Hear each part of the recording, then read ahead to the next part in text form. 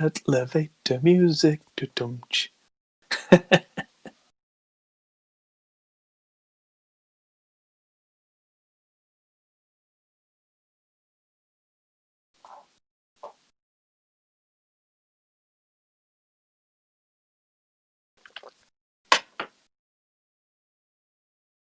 And I think we're live. I think we did. Hello, everybody. Maybe. I was going to put my hat on. Never mind. Ladies and gentlemen, welcome. Liam was going to put on his hosting hat for the evening because, Indeed. metaphorically speaking, that's what he is doing. In a strange turn of events, I'm a complete idiot. In a much more regular turn of events, I'm a complete idiot. Also, I have left my computer charging laptop charger thing. That was very technical. At the studio, which means that I can't host the podcast today. So Liam's doing that. Thank you very much. This How are moment you? that he knew he fucked up. Not sure whether that came through. I've got no idea whether any of the sound settings are working. But well, I heard it. Yes. Yeah, it was just for you. Yeah. Hello, acoustic. Hello. I can't see the chat today, so you might have to read them out if there's anything goes by that's very interesting, because I am on limited hardware today. I have an iPad that has the news, and I have my phone, which is doing the broadcast that you see before you, or at least my part of. And that's my lot. So, coming up this week, Prince's Yamaha DX7 is on sale if you want it. What else have we got? Cubasis is finally coming to Android. Android's actually ready for proper audio production. What else? Looks like there's going to be a new PRS Mark Tremonti amp. D'Angelico have bought Supro and Pigtronics. Hello, Marty. And Apple might be about to ditch Intel entirely. Yeah, I saw that. Yeah. So these are all things to talk about on the podcast, the Hot Pole Studios podcast, episode 57. So we're going to try and run the intro. Wish us Let's luck. see what happens.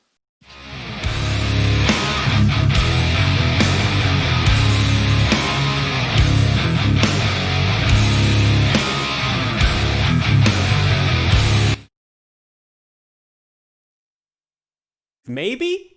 Who knows? Who knows? Let's see if anybody heard that. I mean, if you listen to this on iTunes or Spotify as the audio-only podcast, then it absolutely will have worked because I will have edited that in.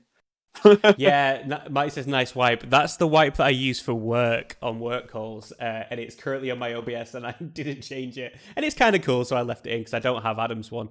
So I thought I'd just have something in there. It's not quite on brand, but to get through, I have a rather large whiskey. So Liam's so fancy that he has a personal wipe and a work wipe. I do. one forward, two back. Yeah, and one to finish. Yes. Oh man, what a week it has been. I mean, like I said, I've not got the power supply for my laptop, like an utter dingus. But I was in the studio on Monday, so I've only had to go 3 days without. But one thing that I have done is I've been editing vlogs, and I did an unboxing video because I ended up with loads of stuff. Great stuff, but stuff that I thought, you know what, I may as well show everybody what I'm up to. And I've been editing the videos in a program called Luma Fusion. And Luma Fusion's really impressive, and it's available for iPad and iPhone. And yeah, I've been editing vlogs and stuff. Imagine if iMovie was actually good. Like, you could do LUTs and proper grading and proper sound processing and transitions and video over video and all the really, really good stuff. And it worked like a proper NLE editing program. I've been doing that. The only gripe I've had is using my chubby little sausage fingers trying to do some of these fine edit points on a phone screen. But I've actually managed in the last 3 days to edit 4 videos on this, 3 on the phone and 1 on the iPad. So that's pretty impressive. Yeah, it's really, really productive. So I've now got content. So as of tomorrow, I'll be putting up loads of videos. So I've got an unboxing, a vlog, another vlog, which is going to have to go out a week later because there's things in there that I can't release yet, can't talk about until after kind of the main video has come out. I did manage to use my laptop for an hour to do all the thumbnails, thankfully. So that's done. But I had to have the screen brightness on like as low as it'll go and just be like, come on, you can do this.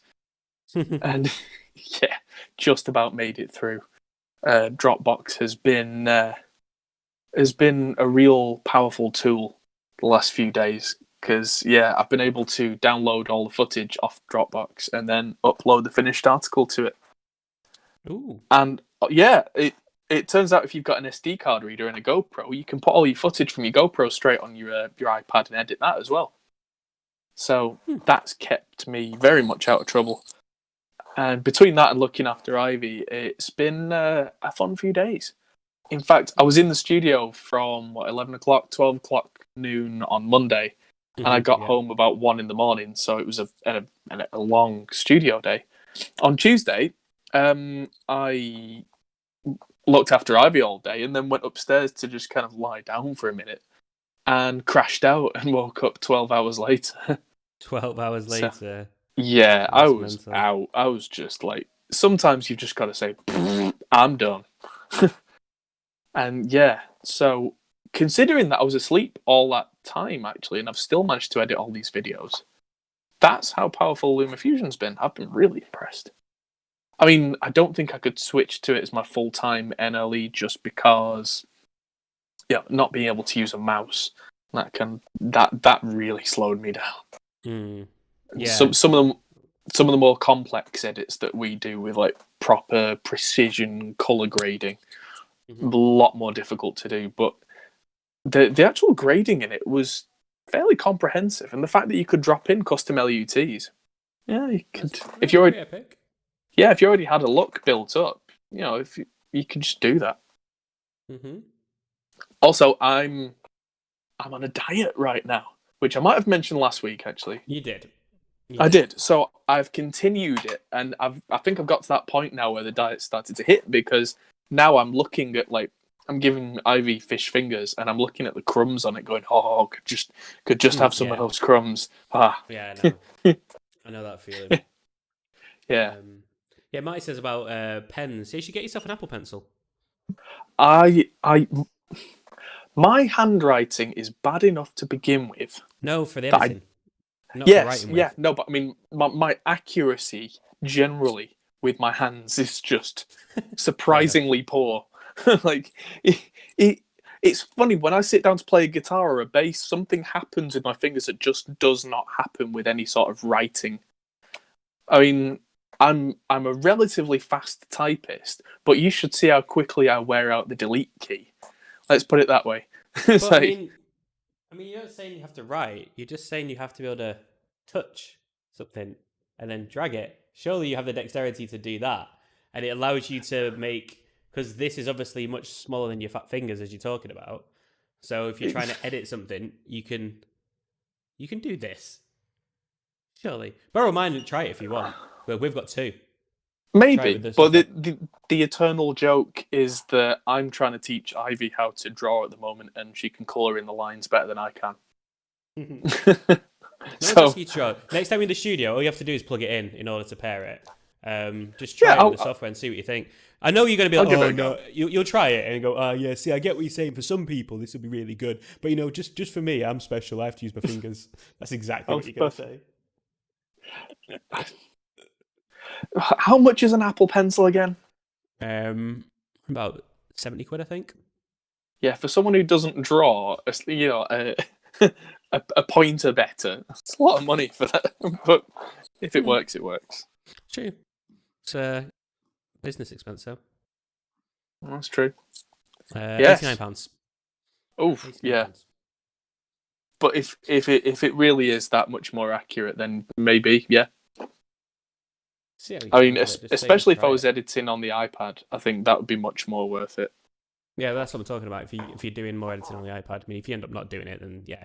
If you're only doing it for the week while you're away, then fair enough, not worth it. But I think I will be doing more vlog content because, especially now, I know I can edit properly on my phone. That sounds really silly, but the quality's identical because it's the same program. It's compiled the same way, and it means that I can do little bits of an edit on a video that's not the A1 crucial content, but is fun, light-hearted, interesting vlog type stuff.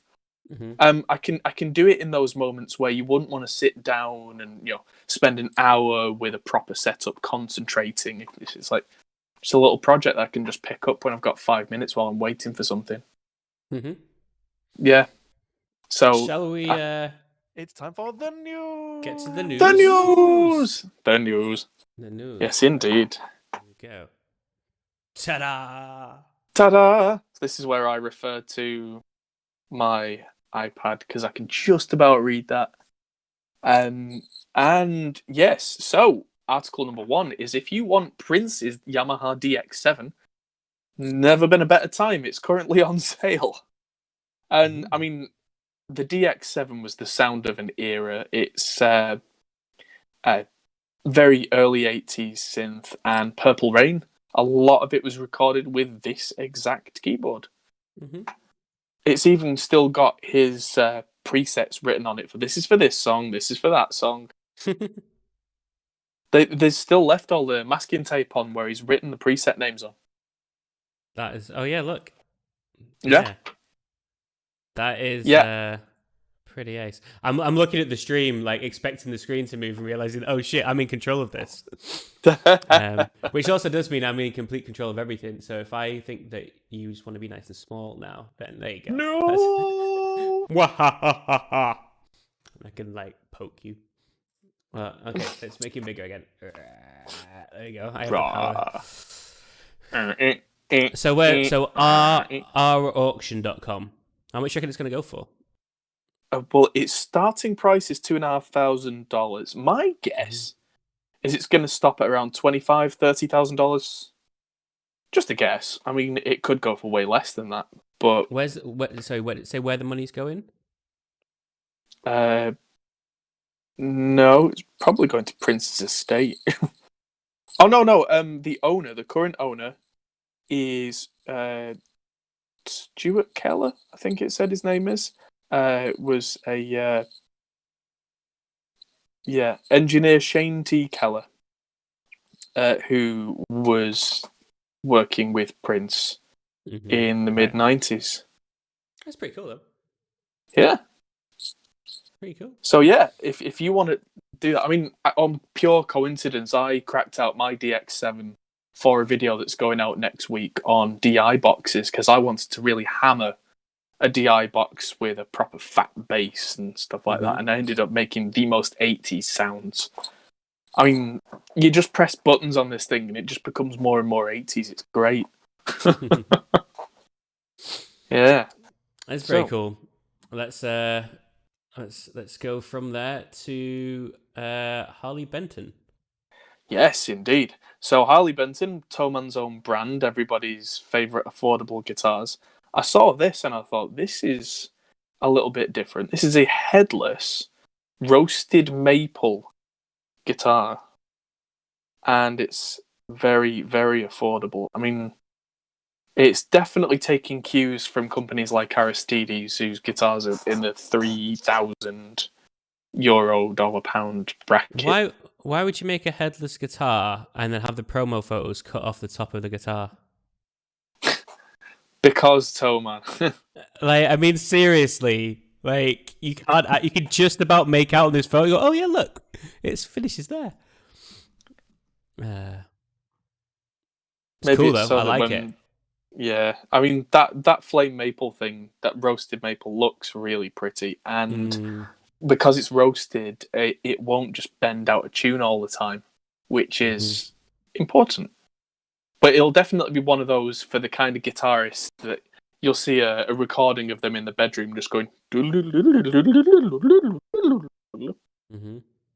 Yes, those guitarists will very much like this guitar. I like you, and yeah, not too badly priced. Yeah. the only reservation I have is that it doesn't have a head, and that sounds really silly. But for 10 years, I had a headless bass from Status, and it was great to play, but it didn't feel fun on stage because it had no weight on the end. You couldn't sling it round. Not that you want to use it as a weapon or anything, but it just felt wrong. It kind of stuck to you, which is very ergonomic, but not very rock and roll. Yeah. Which is the strangest thing, considering that now Chris Wolstenholme from Muse and Alex Venturella from Slipknot both play headless Status basses, and they're pretty rock and roll. Well, talking about rock and roll, kind of rock and roll segue, indeed. Could there be a new PRS Mark Tremonti signature amp on the horizon?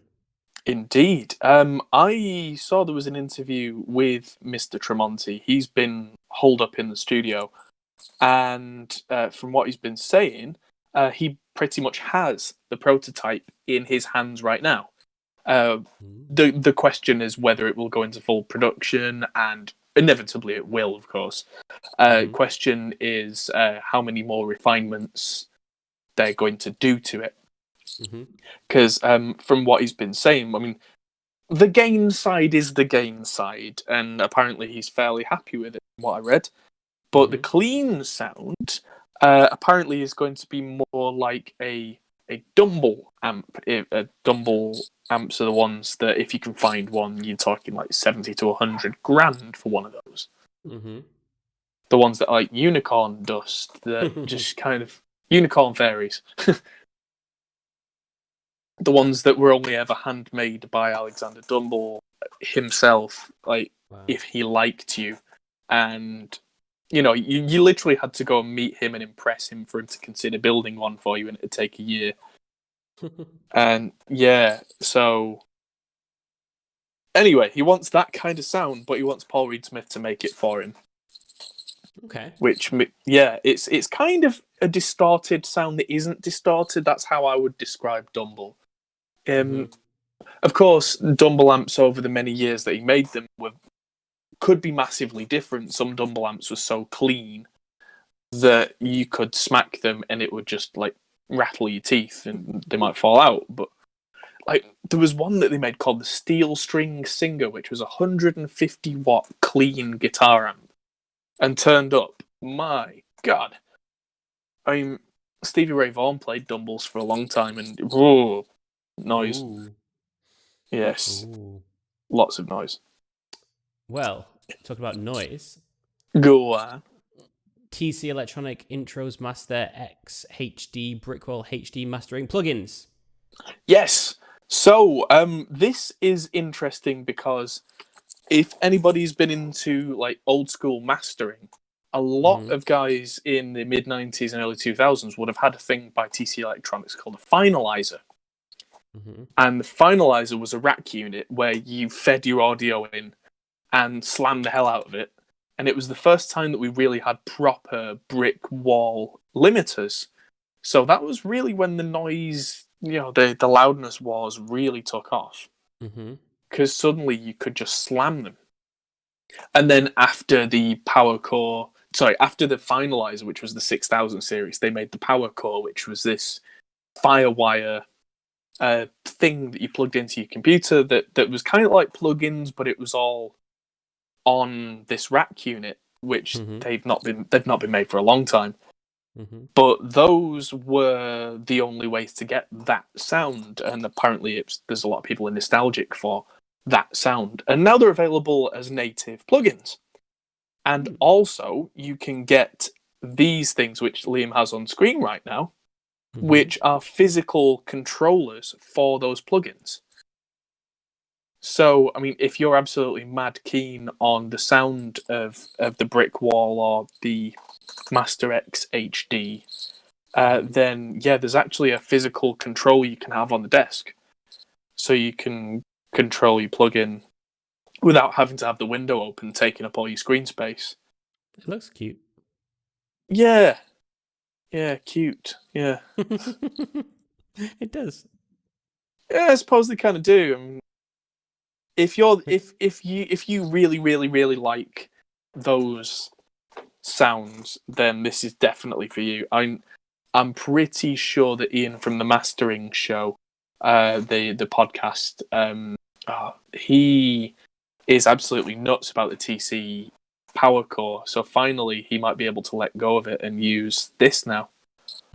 Because having to use really outdated stuff like, that Firewire has not been officially supported on anything at all for a few years now. So trying to keep compatibility now has been a real struggle for people who've been and yeah, being able to just not and just move away with newer solutions has got to be a relief for some of these guys. I mean, I don't know how hardware. No price on the hardware, but the Master X HD is $199 and the Brickwall HD is $140, which, again, if you swear by the sound of these plugins, that doesn't seem unreasonable. No, not at all. Yes. So.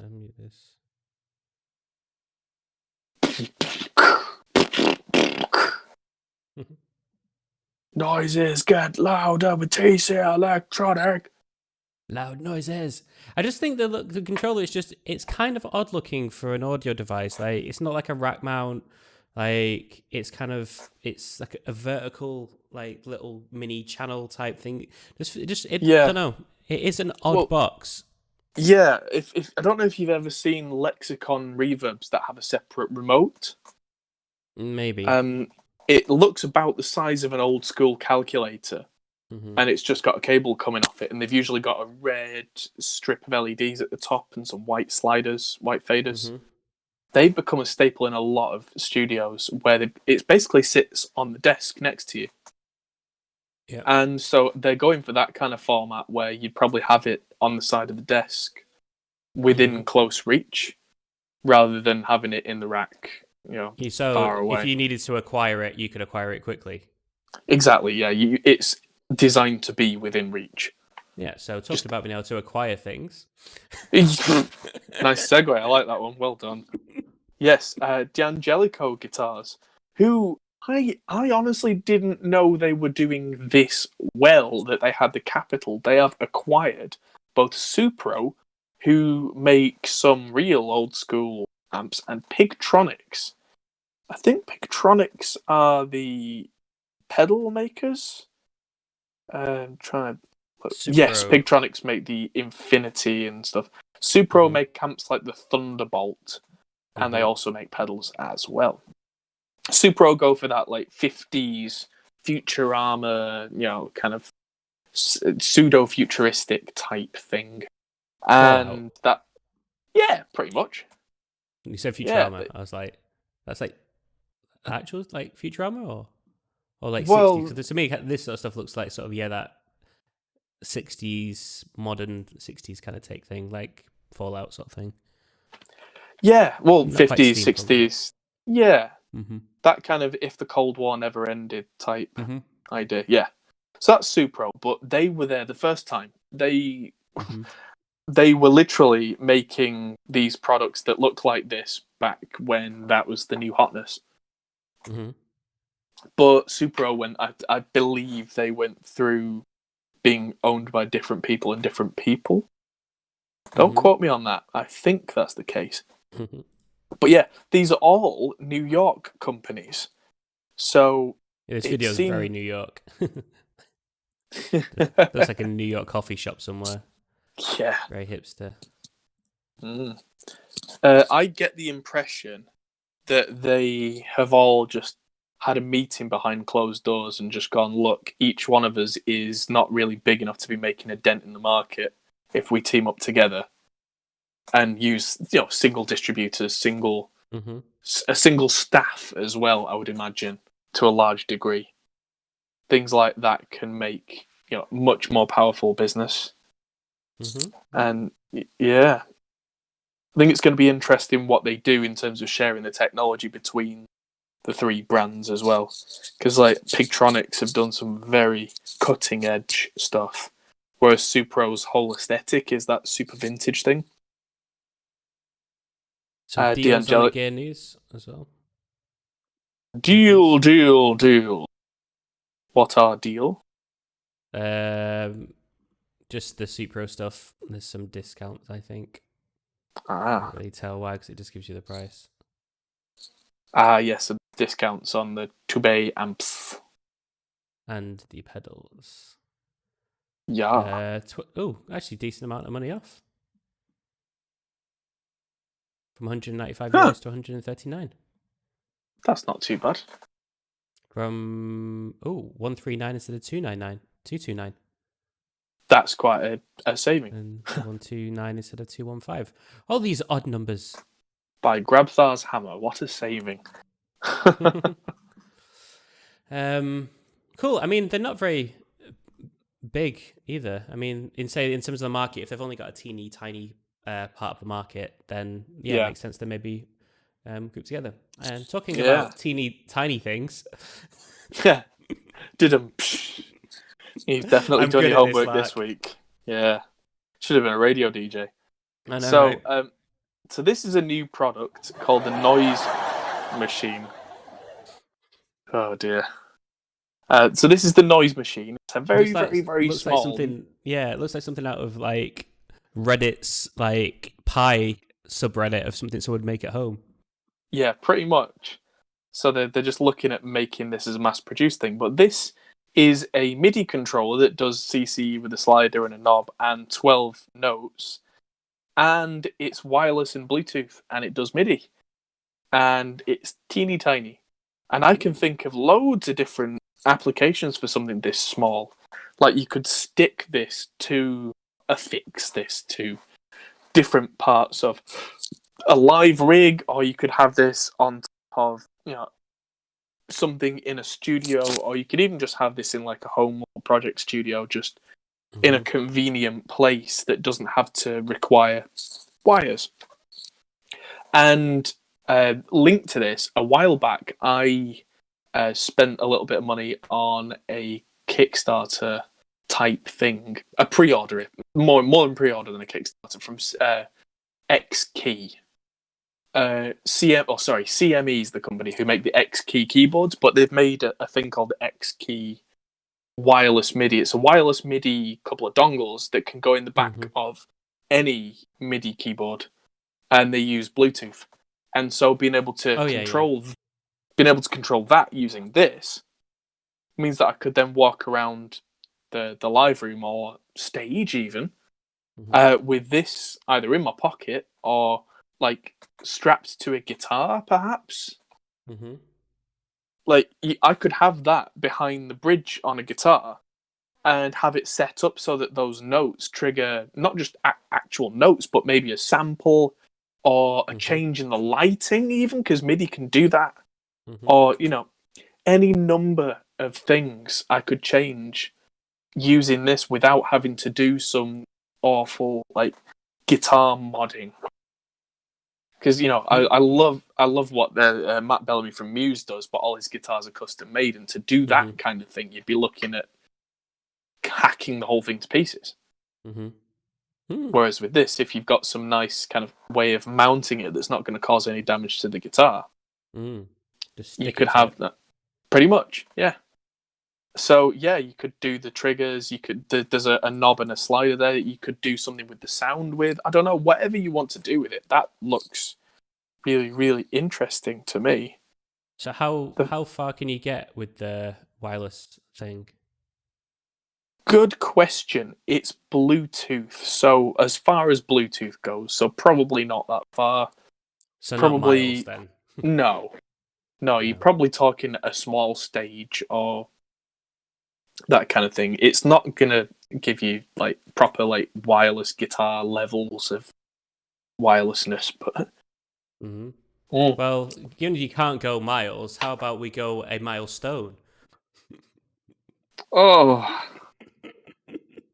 you hurt me. So, but yeah, this is actually a really important news article, I think. Cubasis from Steinberg, which is like the basic version of Cubase, hence the name. Version 3, which I actually have yet to buy on iOS. I need to get on that. iOS for many years now, it has been the mobile platform of the two to produce audio on.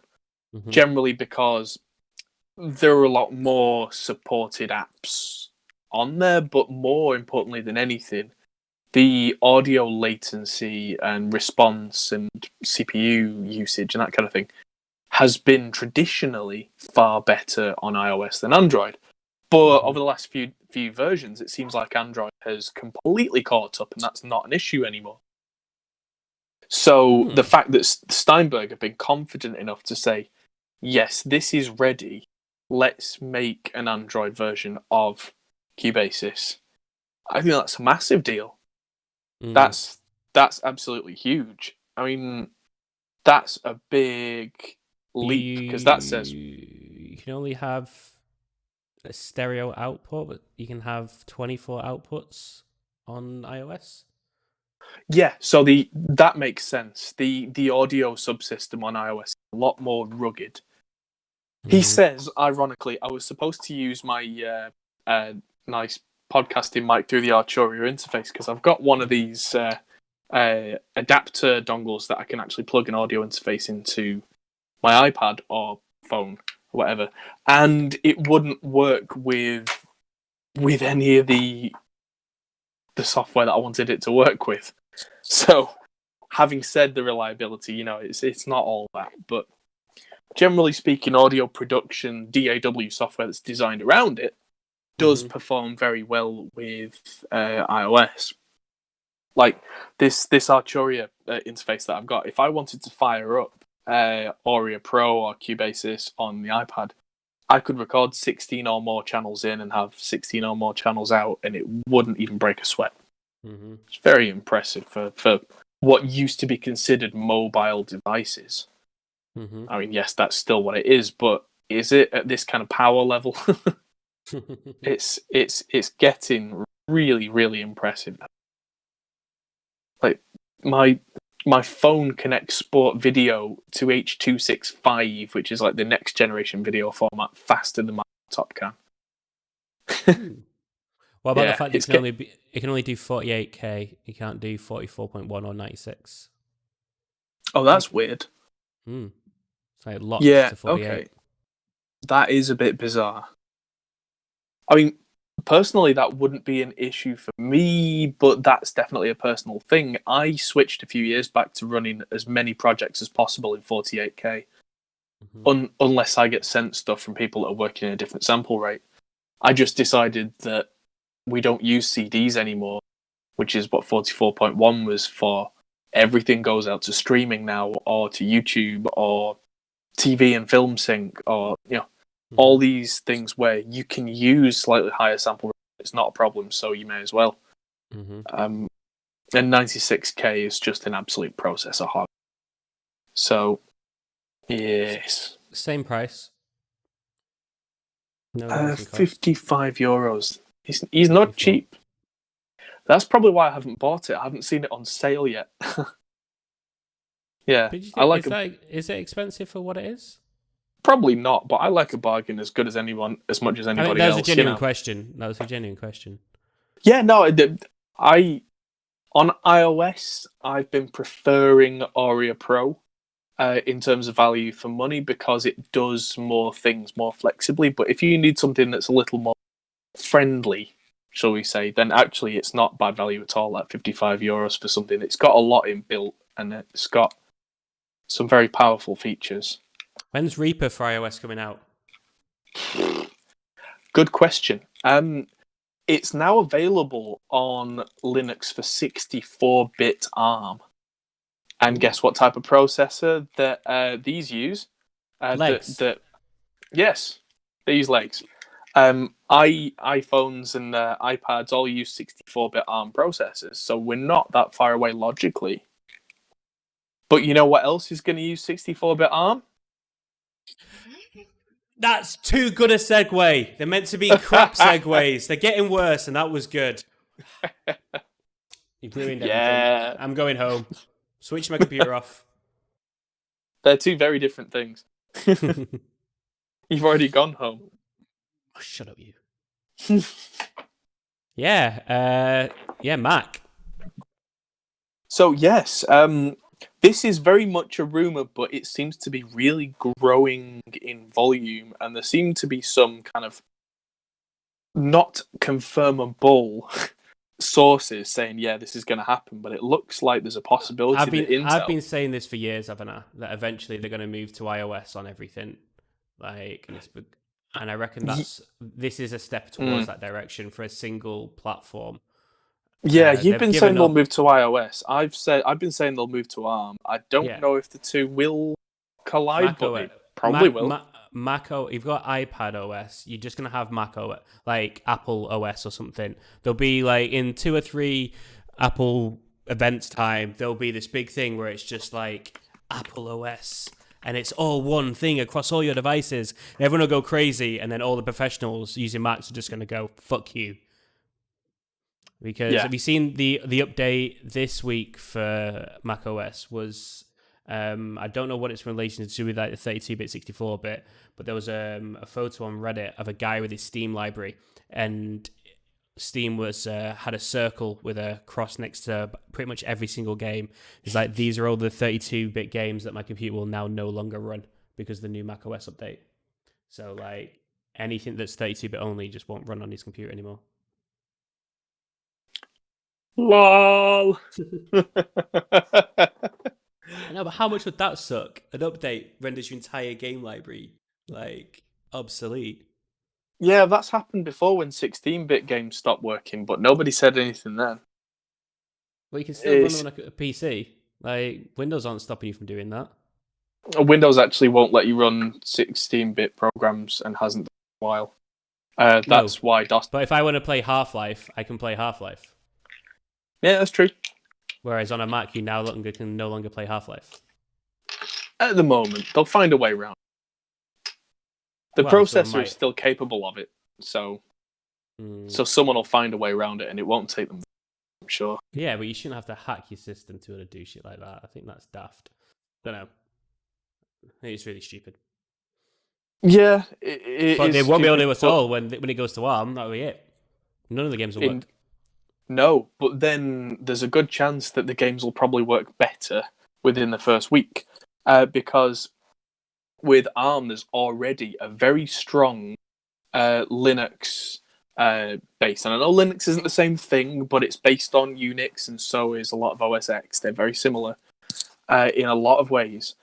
That there is a big contingent that runs Linux on different processing platforms that have different kind of emulations that can run code that was not designed for that processor. It's already quite well. It's there. If you've ever heard of Wine, Wine. Yeah. Wine, generally speaking, is what you use on Linux to run Windows programs.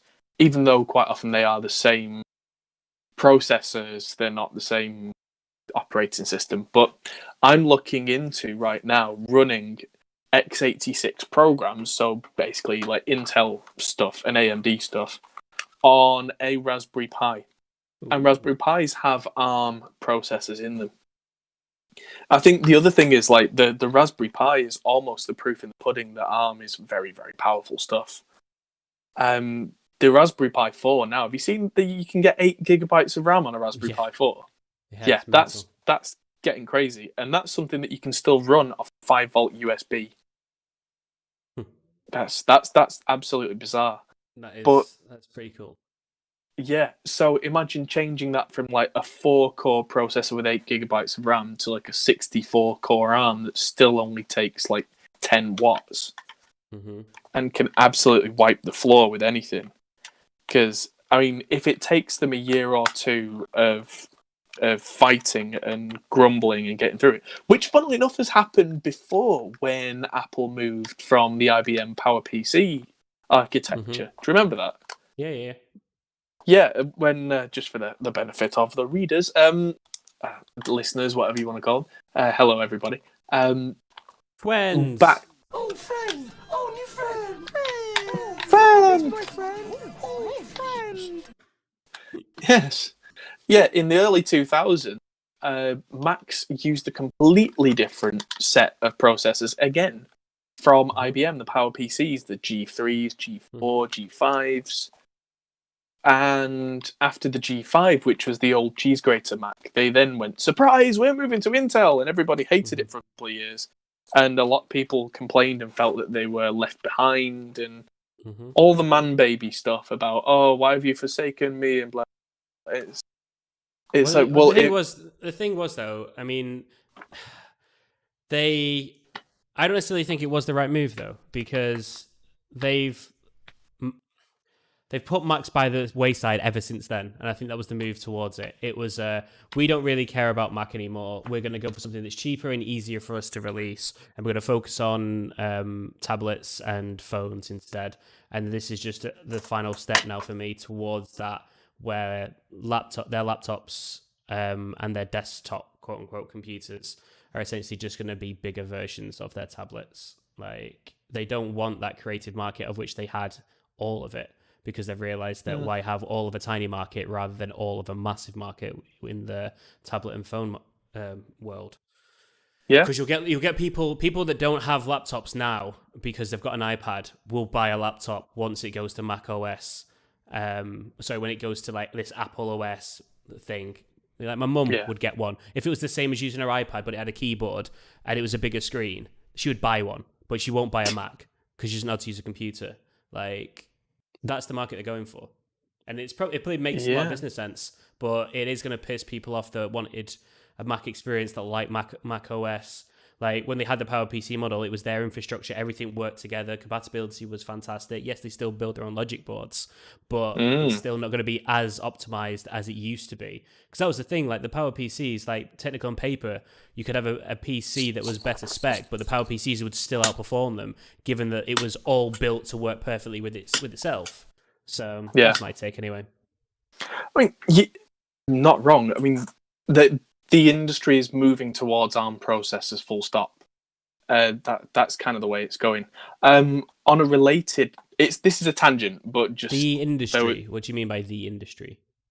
The computer industry is moving towards ARM processors. If you look at the number of sales, if we include phones and tablets and everything in that, the increase between ARM, because ARM's been going to the mid-80s at least.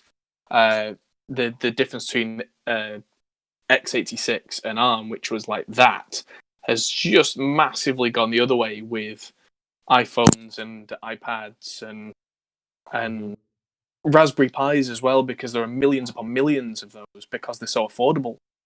The number of people that are doing that kind of, that have ARM-based processors is huge, and the number of developers that are developing for ARM-based processors, regardless of operating system, for a minute, generally speaking, I've come to learn that with code, a lot of developers aren't really writing for one operating system these days.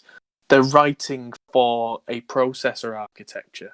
You do have to do some specializations to make a program work well on Mac, work well on Windows, but generally speaking, those seem to be a lot smaller issues than they used to be. You generally write the code once in a compiler that then compiles it for separate things. You do your special tweaks for each platform, but they're not nearly the bulk of the work. Yeah, because Mac OS and Windows share a processor type. That's the reason for that. Absolutely. And obviously, and mobile devices too. So, But carrying on from that, because the mobile devices are so prevalent now, there are so many developers working for that processor type. How much of a logical leap is it for them then to compile their software for a desktop that's made with ARM processors? Because it's a completely different user interface as well, though. So, like, developing an app for touchscreen compared to mouse and keyboard is completely different in terms of if you don't have the option for mouse and keyboard, which you don't with, say, a tablet. So I think there's a lot of software out there that's designed currently. Like, well, it's a big jump, and they are moving towards essentially, you're going to have apps like from the App Store on your Mac, and that's where you're going to get your software. And legacy stuff, just like with the PowerPC days, isn't going to work. Any games that you've got aren't going to work. You won't be able to buy that on the new computers. You'll only be able to buy the games from a mobile app store, essentially. And they're trying to take control of that part of the market, but I don't know. Like, I think you'll just find a lot of computer, like desktop programs may just not get made for Macs anymore. I don't think they're going to be making them for ARM processors. I think you're going to end up for quite a while having to deal with the mobile versions of things like, I don't know, Photoshop.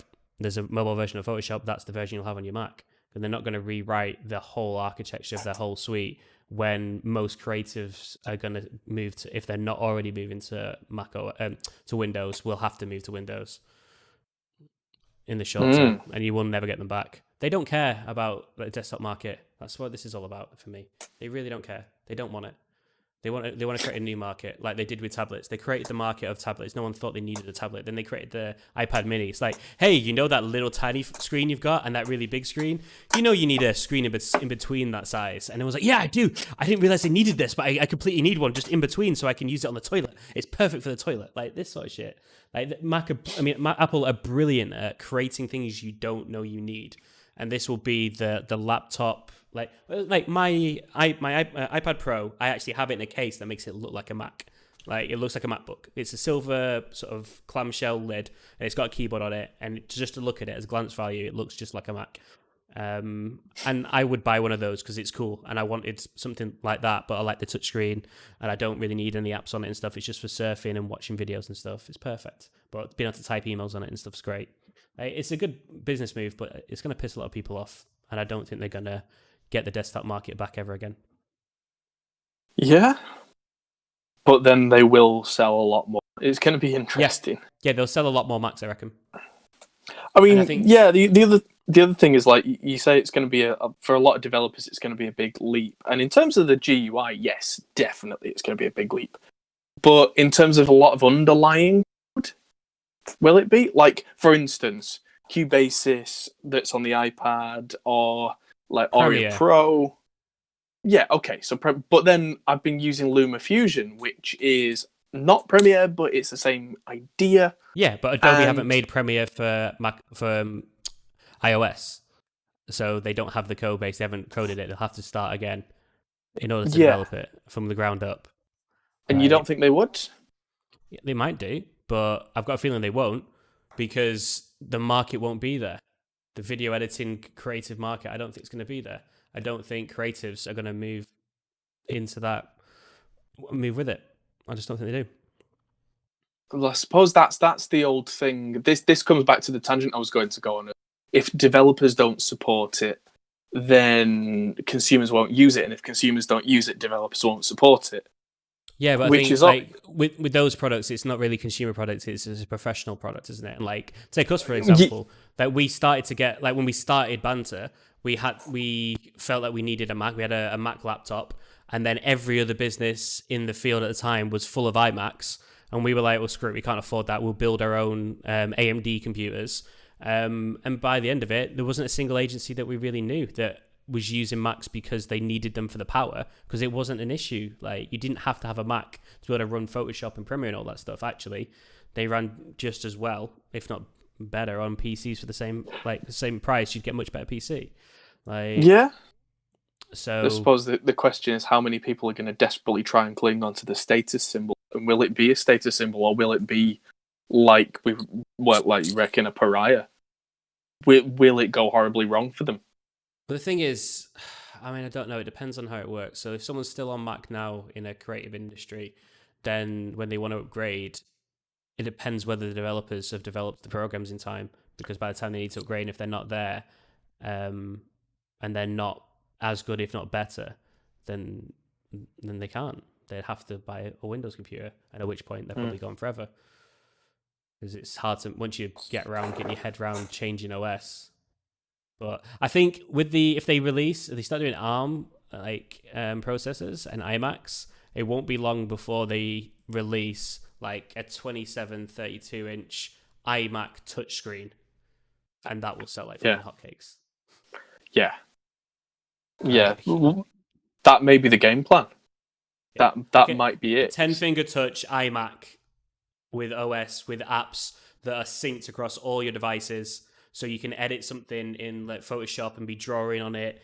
And then this is what the video will look like. There'll be an artist using the finger to draw, using an Apple Pencil on his screen, doing the design on a huge big iMac, and then he'll walk out the door, pick up his phone, and be like editing a little bit with his finger, and then he'll get onto the train, he'll get his iPad Pro out, get the pencil out, and carry on the design.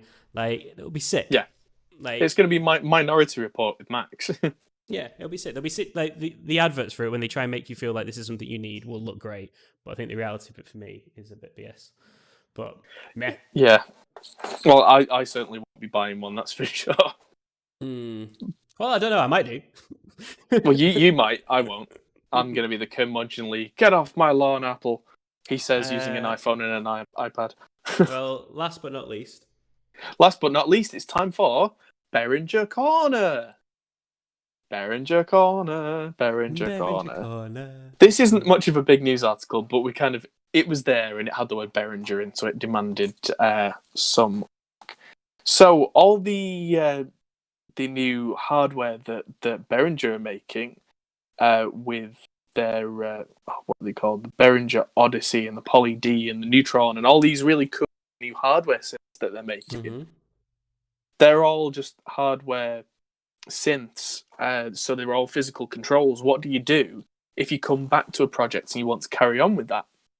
Traditionally, what engineers would do is they would have books upon books of blank paper or like templates printed out that had no markings on, and would mark out every last thing. And it's time consuming and laborious and awful, and oh god, I hate it.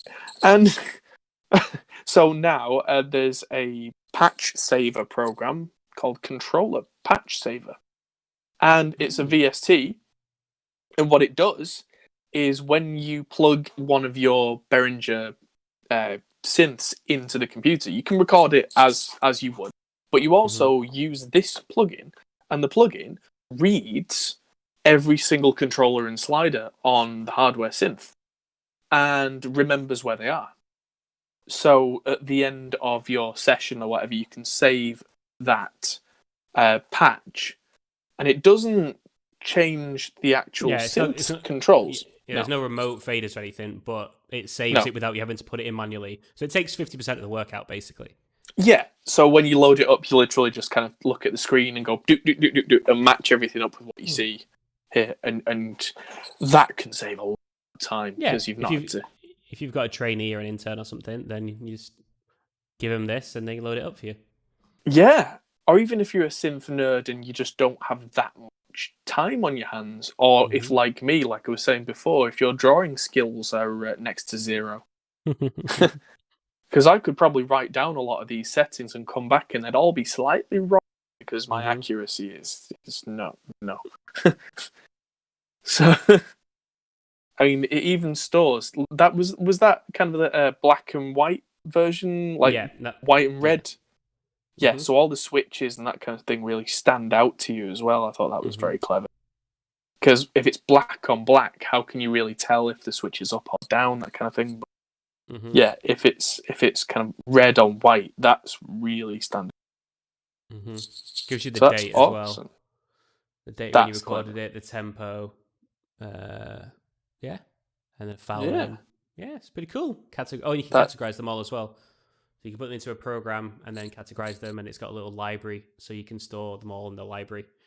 Yeah, as well. Very nice. It's pretty cool. Yes, for all you synth nerds out there, Behringer Corner. Right, and on that then, do we have any questions from the chat for question time? Roll up. At this point, one person asked, Acoustic asked, going from 44.1 to 48, will it use less or more processing power? Oh, hello. That will use more processing power because your sample rate's higher, which means that more samples are going by every second. The good news is that it won't use much more. If it was using, let's say, 50% of your processor with a mix at 44.1, A comparable mix at 48 might use 55% of your processor. It's not a massive leap. Because it's simple maths. What's 48 over 44? It's that times 100 in terms of percent processor increase. That's why 96K is a big jump up, because it is literally double the sample rate, which means it's double the amount of processor power you need. So talking about that, did you know I had a thing on Reddit the day and it blew my mind how simple it is. The question was, what's something really simple that will blow people's minds? I never thought of this before, but you can flip percentages around. So 10% of 20 is 20% of 10. Sorry, 20% of 10 is 10% of 20. yeah. No, but one of them is easier. So what was it? It was like someone had said 8% of 24 and then 24% of 8. And it's like one of them's a lot easier to work out than the other. And I was like, man, blew my mind. Basic maths, eh?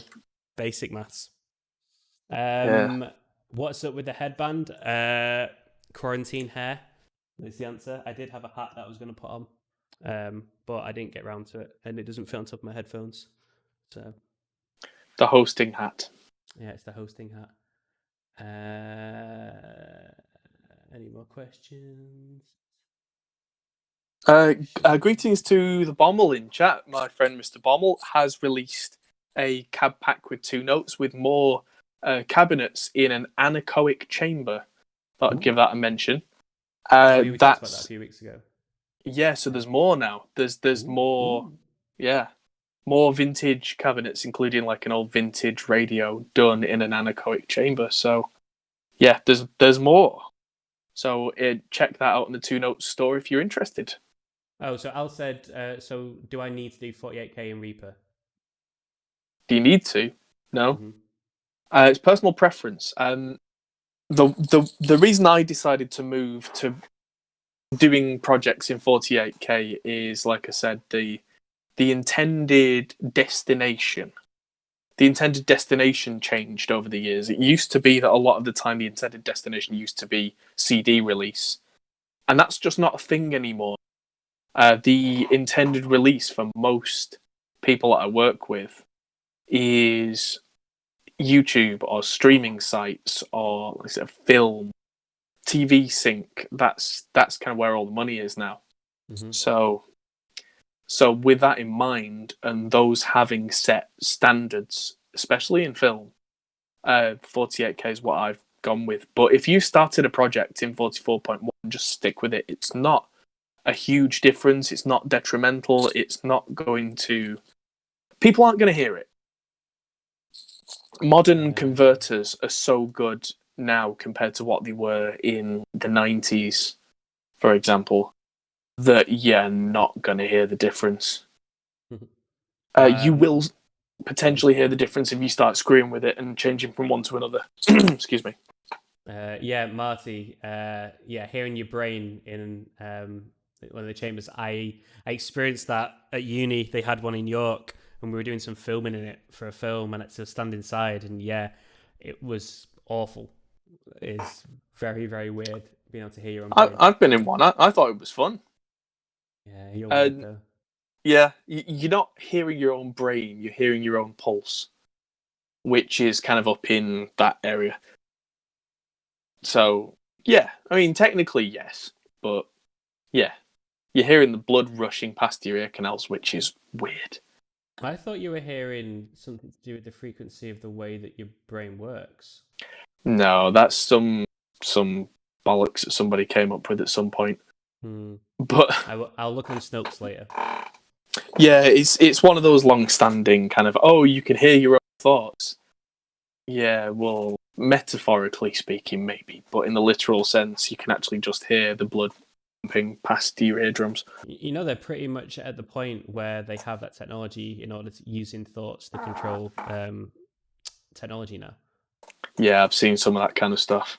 I was watching something recently, and the ability for be able to control software based on your active thoughts So apparently, and this was the thing, it was basically into a debate of, it's almost like, well, with Facebook, we only look at the data for advertising that you let us use. The other stuff that we have access to, we don't look at that.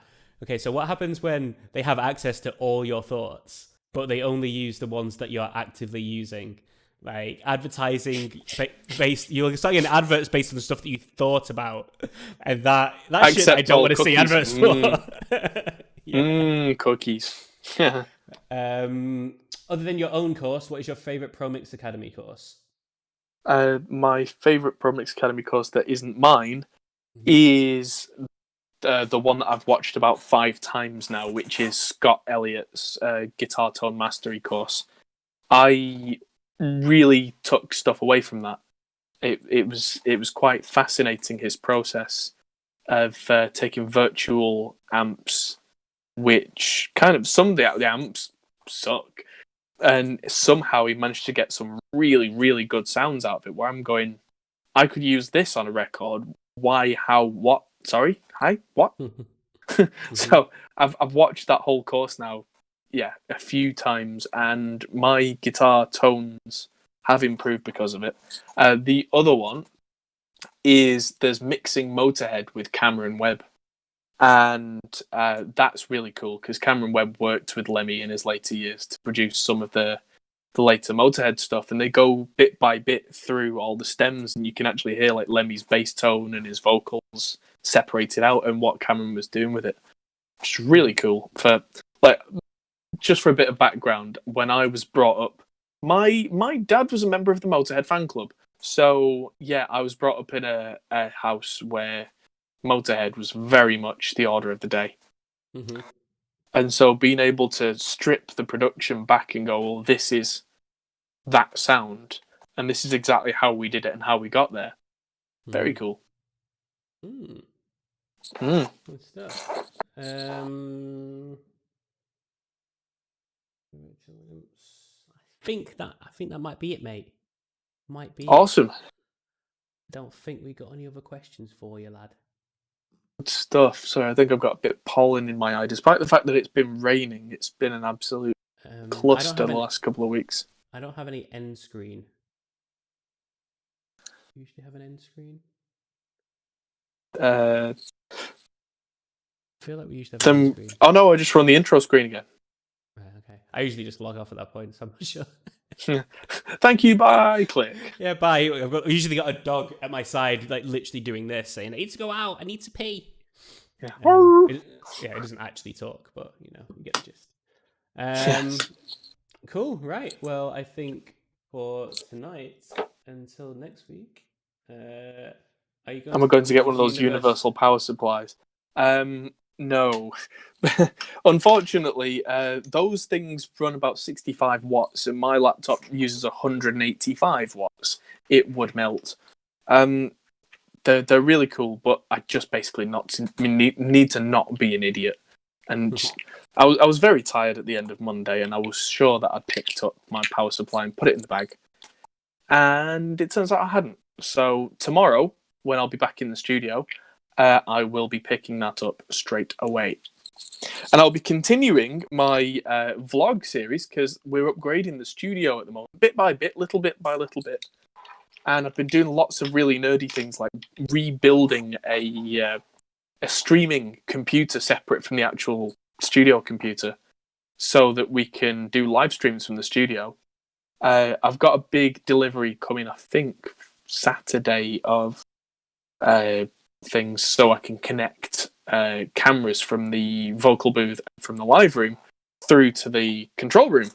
And so then we can actually have footage live of singers in the vocal booth and really start to do some cool things with that. And because of that, I've been doing stuff like sticking speaker cables under the floor. And yes, as Marty says, they are currently Patreon exclusive. So at the moment, if you want to watch what's going on with that stuff is all up on Patreon right now.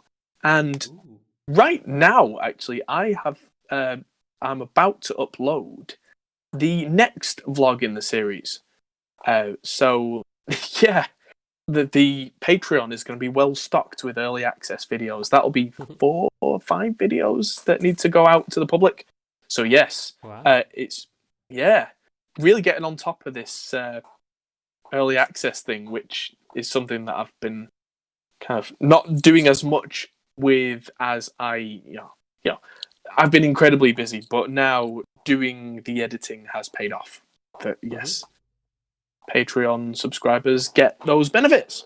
So thank you to everybody who is currently a patron. They are indeed. Yeah, they are super we are eternally grateful. Indeed. So yes, I'm going to go and sleep again. Well, as I said, I'm being summoned. Yes, indeed. Yeah, right on cue. How about that? Yeah. Yeah, I know. Literally, I did say this. Right, guys. Well, thank you very much, and we will see you same time, same place next week. Goodbye.